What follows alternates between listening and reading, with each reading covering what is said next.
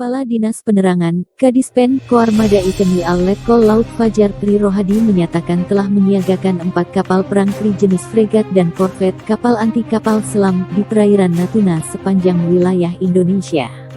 Kapal-kapal yang digunakan untuk patroli rutin di wilayah Natuna ini disiagakan untuk antisipasi potensi konflik di Laut China Selatan, seiring meningkatnya eskalasi ketegangan antara Amerika Serikat dan China di kawasan tersebut. Kita menyiagakan 4 kri di Natuna. Yang pertama adalah patroli rutin, karena Laut Natuna Utara itu wilayah kita, kata Fajar. Fajar menyebut setiap kapal yang disiagakan memiliki sekitar 100 kru yang ikut siaga.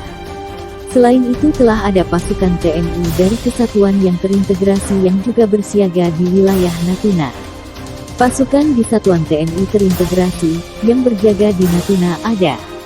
Kalau untuk kapal, 1 kri rata 100 personel, kata dia. Menurut Fajar, kesiapan TNI di wilayah Natuna telah dilakukan sejak lama, sebelum terjadi eskalasi ketegangan China-Amerika. Pasti kita akan terus melindungi kedaulatan dan kepentingan NKRI. TNI AL dalam hal ini Koarmada terus menyiagakan unsur kri di Natuna dan antisipasi meluasnya dampak naiknya tensi di LCS, kata Fajar. Eskalasi ketegangan antara AS dan China di Laut China Selatan LCS kembali meningkat belakangan ini, dipicu manuver Amerika menerjunkan 3 kapal induk di kawasan tersebut Kamis pekan lalu. Ketiga kapal induk itu masing-masing USS Theodore Roosevelt, USS Nimitz, dan USS Ronald Reagan. Masing-masing kapal induk dilaporkan mengangkut 60 pesawat pada Kamis lalu. LCS sendiri jadi salah satu titik rawan konflik antar negara. Di kawasan ini sejumlah negara saling klaim atas kedaulatan teritorial berikut pulau-pulau di sekitarnya. Negara-negara yang terlibat saling klaim kedaulatan antara lain China, Vietnam, Malaysia, Filipina, Taiwan, hingga Brunei Darussalam.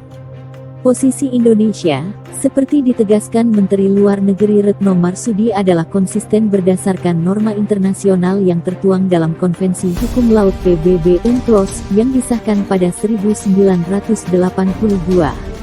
Di Laut China Selatan, Indonesia memiliki klaim tumpang tindih terkait perbatasan maritim hanya dengan Malaysia dan Vietnam, kata Retno.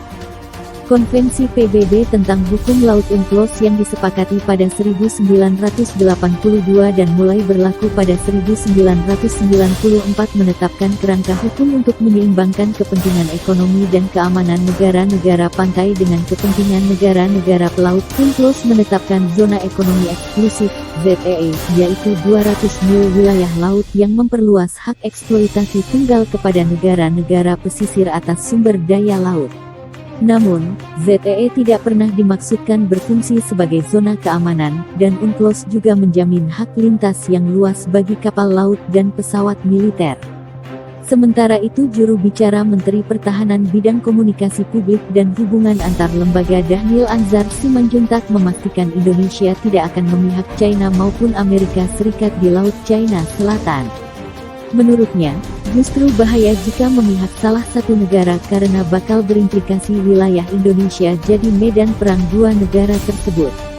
Kalau sampai kemudian kita jadi prosi maka kawasan kita akan jadi battleground. Jadi kawasan perang.